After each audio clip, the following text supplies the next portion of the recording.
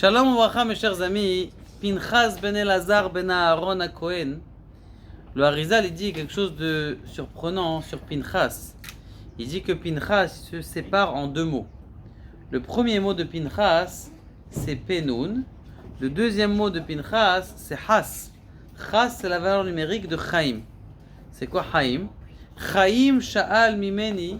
On parle ici du Mashiach.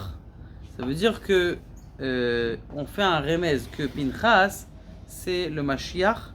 Et on sait qu'il y a deux Mashiach. Il y a le Mashiach ben Yosef et le Mashiach ben David. Le Mashiach ben David, c'est Chaim Sha'al Mimeni, parce qu'on sait très bien que le Mashiach ben David n'était pas censé vivre. Et donc, Kadosh Baruch Hu, il a fait un cadeau à David Améler qui puisse vivre. Il a pris, Adam Arishon, il a fait un don de 70 ans de sa vie pour que le Mashiach ben Yosef et puis le Mashiach ben David il puisse vivre. Donc c'est pour ça qu'on dit Chaim Sha'al Mimeni. Chas, c'est la valeur numérique de Chaim, pour dire que justement dans le mot Chas, il y a le Mashiach ben David. Le Pinchas, le Pin il fait référence à des lettres qu'on appelle Man Separ. Man Separ, c'est en vérité les 5 forces de la rigueur. Vous savez, les lettres qui sont sophites, le Mem sophite, le Nun sophite, le Chav sophite, ça c'est des lettres qui sont finales. Ces lettres qui sont finales, elles montrent que c'est la construction par la rigueur. Alors, vous savez très bien qu'il y a deux possibilités de construire quelque chose. Il y a la possibilité de construire quelque chose avec l'eau, de faire pousser avec l'eau, et de faire pousser avec le feu. Alors ici, ces lettres-là, c'est justement avec le feu. Et on voit très bien que Pinchas, lui, comment est-ce qu'il a fait son nom? Son nom, il a été fait grâce au fait qu'il a été rigoureux. Le Sfat Emet, il pose une question extraordinaire. Il dit, comment ça se fait que Pinchas, qui est la paix, qui est le shalom, qui est la paix dans le monde, qui est le Mashiach qui va venir, puisque c'est là, il fait référence aux deux Mashiach, comment ça se fait que tu dis que, il va venir faire la guerre, et que Pinchas, pour pouvoir être Eliyahu Hanavi, qui est immortel, il a tué 2 personnes. C'est en plus de ça qu'il dit qu'un Kohen qui tue, il peut plus faire Birkat Kohanim. Donc s'il peut plus faire Birkat Kohanim, il a été pas saoul d'être Kohen, et là il a été devenu Kohen. Il dit quelque chose de un peu fort. Il dit que comment on se bat contre le mal, c'est par le mal. Et regardez en mathématiques, c'est quelque chose de très étonnant, incompréhensible. Pourquoi moins fois moins, ça fait plus? Et en fait, moins 10 fois moins 10, qu'est-ce que ça vous donne 100? C'est pas censé être logique. Si vous avez dans le compte moins 100 000 shekels fois moins 100 000 shekels dans le deuxième compte, ça vous fait combien Ça vous fait moins, moins beaucoup. Donc ça veut dire qu'il n'y a pas de logique en mathématiques que tu fais moins fois moins est égal à plus. Il n'y a pas de logique. Et là, que oui, lorsque tu veux te battre avec le mal, il faut utiliser les armes du mal. Et c'est quoi les armes du mal? Lui, il est en train de dire oui, on a le droit de se marier avec une femme qui est interdite. Et en fin de compte, il a percé avec quelque chose qui était interdit. C'est-à-dire il a utilisé, c'est comme le policier en vérité. Tu le vois, les policiers, ils font du 230 à l'heure. Comment il a le droit de faire du travail? Il fait de l'excès de vitesse. Il est en train d'attraper quelqu'un qui est en train de faire de l'excès de vitesse. Donc tu es obligé d'utiliser le mal contre le mal, et ça fait de la paix. Ça, c'est comme ça qu'il dit en gros le Sfat Emet, dire que ça fait de la paix. Maintenant, il y a une autre explication, Béhémet. Pourquoi est-ce que Pinchas, il a mérité de vivre à tout jamais? La réponse, elle est comme ça. Il dit, c'est marqué dans Masechet et Moed Katan, que si quelqu'un il meurt tôt, avant son heure, est-ce que c'est possible? La Gemara a dit oui. On avait demandé une fois au Satan, on a dit, est-ce que va me chercher Myriam? Et au lieu d'amener Myriam, celle qui gardait les enfants, qui était vieille, 70 ans, il a ramené la jeune Myriam qui était la coiffeuse. Et elle est morte, la pauvre Myriam. Alors Gemara a dit, mais attends, il lui a volé des années. Il dit, t'inquiète pas, ces années, on va les donner à quelqu'un d'autre. À qui on va les donner ces années? À quelqu'un qui est mevater, c'est-à-dire qui est ma'avir al midotav, qui fait concession de ses principes. savez, il y a beaucoup de gens qui ont des principes. Ah non, c'est comme ça que ça doit se passer, tout ça. Il dit bon, allez, je suis Mahavir sur le principe. Si vous voulez recevoir des années en plus de personnes qui sont mortes et qu'ils n'ont pas arrivé à leur temps parce qu'ils n'ont pas pu, pour n'importe quelle raison, eh bien toutes les années, elles vont aux gens eh bien, qui vont au-dessus de leur principe. Et maintenant, ce qui s'est passé, c'est que justement, qu'est-ce qu'ils ont dit sur Pinchas? Ils ont dit sur Pinchas, ouais, mais Pinchas, c'est normal, lui, pourquoi est-ce qu'il a fait ça? Parce que son grand-père, c'était qui Yitro? Et Yitro, lui, il est un anti. Il est un anti-tout. Il était chez la religion un tel, eh bien, il a refoulé. Il a dit non, c'est pas bien. Il a cherché une autre religion, il a dit c'est pas bien. Tiens, les médiums sont comme ça. Il a tout refoulé, toutes les religions. C'est ce qu'il est arrivé à la religion juive. Alors c'est pour ça que c'est Pinchas. Donc ça veut dire qu'il a pas. Qu'est-ce qu'il voulait dire? Qu'est-ce que t'en fiches? Il était le petit-fils de Yitro. Qu'est-ce qu'on s'en fiche de savoir qu'il était il était aussi le fils d'Aaron. On dit qu'il était le petit-fils de Yitro. Parce qu'on a dit, ouais, il n'a pas tellement un grand mérite. Parce que de même que Yitro, lui, c'était un révolutionnaire, comme les Français en vérité. Les Français, pourquoi ils ont fait beaucoup de choses dans le monde? Parce que ça a toujours été des révolutionnaires. C'est eux qui ont appris la révolution au monde. C'est eux les Français qui ont appris la révolution au monde. Les premières révolutions, ça n'existait pas à l'époque. Le fait de faire des révolutions, Napoléon, viens, on va aller contre le clergé, contre ces choses-là, c'est quelque chose qui est comme la France. Vous le voyez d'ailleurs dans le mot France. Comment est-ce qu'on dit France en hébreu? On dit Tsarfat. Maintenant, on aurait pu dire France. On sait écrire France. Et maintenant, Tsarfat, c'est vous transformez, vous faites le verlan du mot Tsarfat, ça vous donne France. France, c'est les mêmes lettres.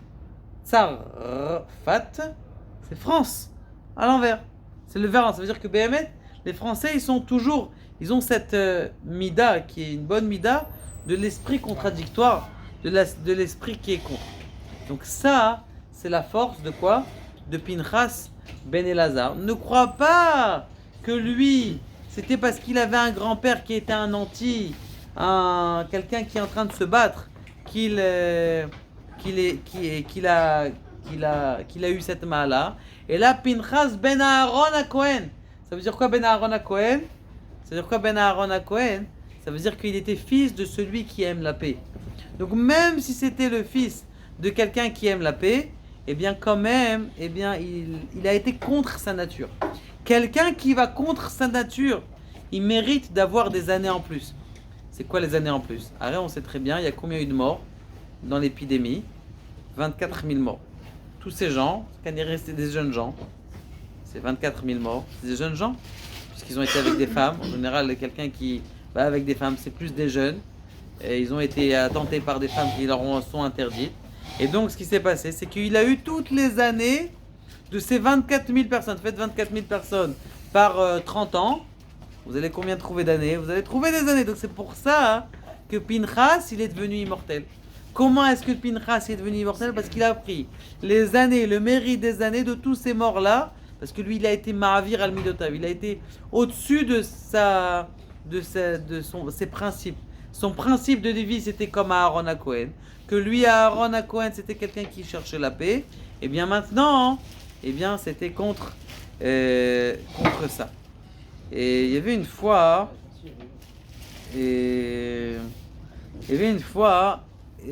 quelqu'un, vous savez, à la fin de Pessah, on fait un mizmor, pas un mizmor, un piout. Trezouze, Hadgadia, Davin, Abba, Bitrezouze. Maintenant, grâce à quoi il a été sauvé du Malach HaMavet? À la fin, le Malach HaMavet, grâce à quoi? Grâce qu'il a acheté un mouton ou un agneau de Trezouze. Il explique le Khatam Sofer, il me semble que c'est le Khatam Sofer. Il dit, en tout cas, c'est Rabbi Darman qui ramène. Trezouze, le mot zouzé, on aurait pu utiliser 2 shekels. Pourquoi tu as utilisé zouzé? Le zouzé, c'est la zouze, c'est bouger. Et on sait très bien qu'aujourd'hui, comment est-ce qu'on se bat contre le Yetzer Hara? C'est juste de bouger. Quelqu'un qui veut du Yetzer Hara, il bouge son doigt, il rentre dans le Gehinnom. Quelqu'un qui est dans la rue et qui regarde des bêtises, et qui détourne ses yeux, juste le fait qu'il a bougé, eh bien il a gagné le Gan Eden.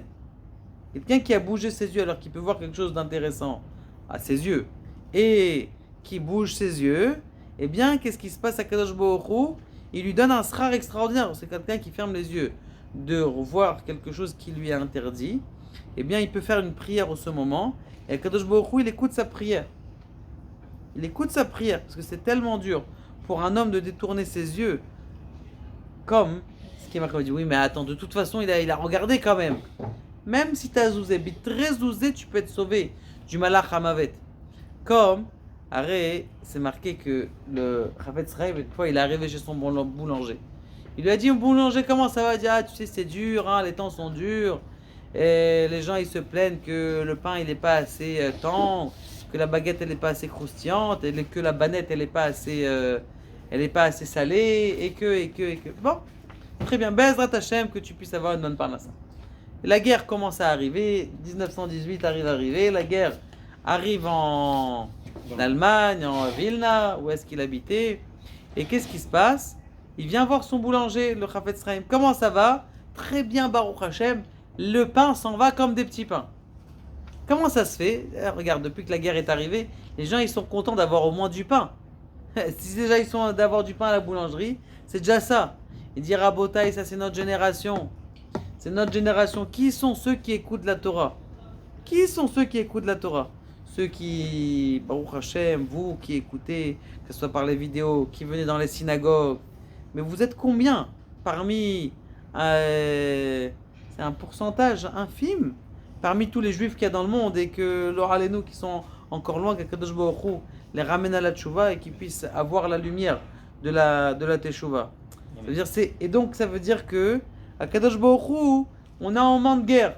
Akadosh Baruch Hu, même si le boulanger il fait pas du bon pain, hein, même si les juifs font pas vraiment des grandes mitzvot, ils mettent pas les tefilines avec la kavana, les kavanot du Harizal, et ils font pas ce qu'il faut faire, et ben quand même, Akadosh Baruch Hu il écoute, il prend nos mitzvot.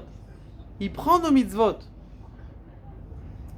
c'est pour ça qu'il faut savoir que chaque petite zouza, chaque petit mouvement que tu fais pour détourner tes yeux, chaque petite chose que tu vas contre tes principes, comme Pinchas, eh bien, hein, ça grandit, c'est quelque chose qui a une importance très grande chez Akadosh Baruch Hu.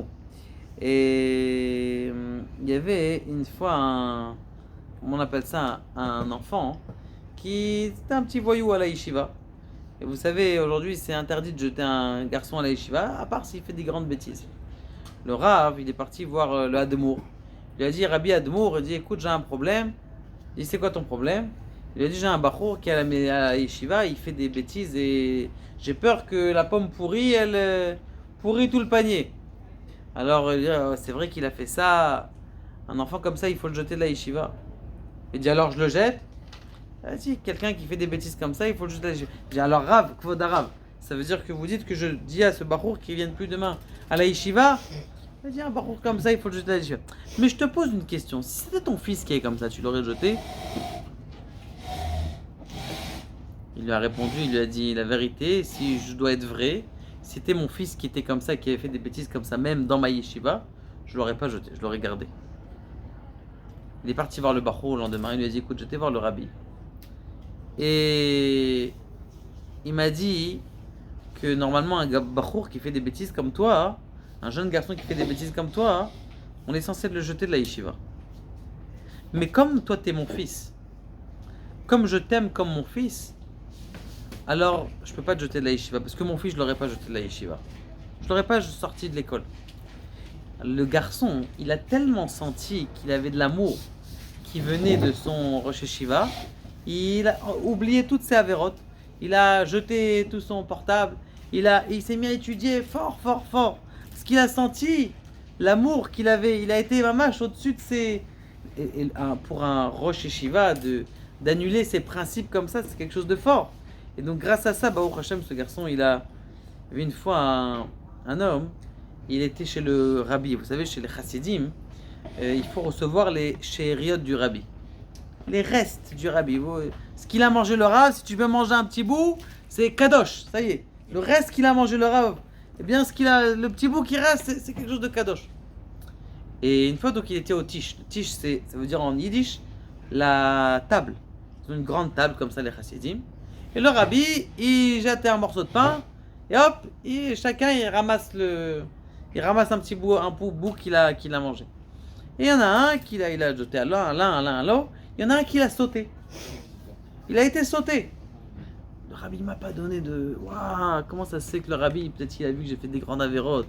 Il n'a pas voulu me donner de shiraim du Rebbe. Et il a commencé à faire tchouva.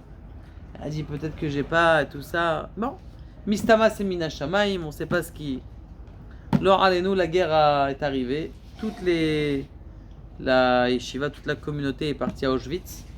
C'est le seul qui a été sauvé. Il a dit des fois on peut pas comprendre. Des fois dans ta vie tu te dis ah j'ai pas reçu, c'est pour mon mal. En fin de compte, juste parce que peut-être t'as fait plus tchouva que les autres ou eh bien c'est ça qui t'a sauvé. Des fois le fait que t'as pas reçu ou que ça a été mal, c'est ça qui a fait en sorte que tu sois sauvé. Et toute la communauté là-bas, alors allez-nous, et ils sont partis alors que là il a été gardé. Et il y avait une fois, et pour le Sfat Emet, il dit que l'essentiel d'un homme, même pourquoi il étudie toute la journée, c'est pour que sa tfila, elle soit une tfila qui soit intense. La prière, il dit comme ça, il raconte une histoire. Il dit qu'il y avait une vieille femme, il y avait 2 cimetières dans la ville. Elle voulait être enterrée dans le vieux cimetière. Elle ne voulait pas être enterrée dans le nouveau cimetière. Dans quelle différence que tu es enterré après la mort, nouveau cimetière, ancien cimetière, c'est méchant. Et donc, ce qui s'est passé, ils se sont dit tous, écoutez, on va rien lui dire, mais on va lui dire tous, Mazal Tov, que tu es enterré dans l'ancien cimetière. Genre que la Chevra Kadisha, ils n'avaient plus de place dans l'ancien cimetière, que la Chevra Kadisha, ils ont accepté que tu sois enterré dans l'ancien cimetière. Bon, et elle était contente, ça lui faisait, ah, mamie, à chaque fois qu'il la voyait, mamie, quand la cavote, tu vas être enterré dans l'ancien cimetière. Alors qu'ils sont tous faits de mèche pour dire que le beau jour est arrivé, après 120 ans est arrivé. Cette femme a une niftera. Maintenant, le jour où elle a une niftera, il y avait de la neige, tu peux pas avancer, c'est neige, maintenant il faut enterrer. Maintenant, le cimetière le plus proche, c'était lequel? C'est l'ancien cimetière. Pour te dire que même quelque chose qui est bête, quelqu'un il demande quelque chose de bête, dans sa prière il demande j'ai envie d'une meilleure voiture. Mais c'est bête pour le bon Dieu, une meilleure voiture. Qu'est-ce que tu t'en fiches? Celle-là, elle est version 2 et l'autre, elle est version... chez Akadosh Baruch Hu, il y a une différence. C'est rien.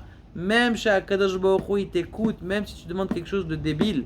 Et même quelque chose de débile, tant que c'est pas mauvais pour toi, Akadosh Baruch Hu, il peut te le donner. Ça, mes chers amis, c'est quoi? C'est la force d'apprendre à demander au-dessus. D'apprendre à demander au-dessus et d'apprendre à être au-dessus de ses principes. Quand quelqu'un il se travaille, comme Pinchas, lui c'était quelqu'un qui était gentil, c'était quelqu'un qui était Ben Aaron à Cohen, mais il a travaillé, il a été contre ses principes. Celui qui va contre ses principes, Ma'avirim lo kol avodotav. Quelqu'un qui va contre ses principes, on lui enlève toutes ses fautes. Donc combien est-ce que c'est important maintenant? Comment est-ce que tu peux arriver? Quelqu'un qui t'énerve, tu as envie de le prendre, d'encastrer, ou même ta femme des fois, tu as envie de la... Non, jamais, Hazou Shalom. Et là, qu'est-ce que tu dois faire? Toi, tu dois réaliser, tu dois prier à Kadosh Baruch Hu face. On est de l'autre, il a volé des visayotes. Tous les matins, on prie à Kadosh Baruch Hu, n'amène pas, ne donne pas des épreuves qui sont trop dures, ne nous emmène pas des gens qui sont trop durs contre nous. Et ça, grâce à ça, Bezrat Hashem, eh bien, qu'on puisse mériter, grâce à la prière et grâce à la force de combativité, la force de vouloir être mieux, que Kadosh Baruch Hu nous aide, Bezrat Hashem, à ce que toutes les portes elles nous soient ouvertes. Baruch Adonai, la Olam Amen.